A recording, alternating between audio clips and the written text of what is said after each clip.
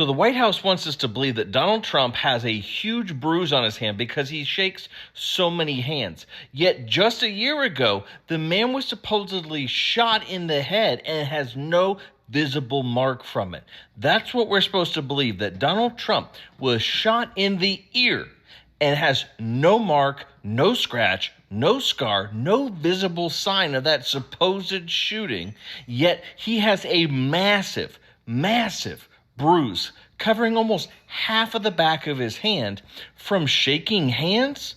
That's what we're supposed to believe. The whole thing about his issue with his veins not being able to pump blood back up and whatever. If the White House is admitting that to us, if they're telling us that, it is so much worse, because this White House does not tell us anything. This is the man who had like 4% body fat or something from his latest physical. They tried to pass that one off as legit truth.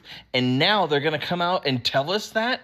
That means there is something super severe going on. I've seen a lot of people speculating that it's congestive heart failure, and I have to believe it probably is something more along those lines, because if they're willing to admit what they say, that means it is so much worse. How does a man have hand bruises and huge swollen ankles with just minor things, but yet he took a bullet to the head and is completely fine?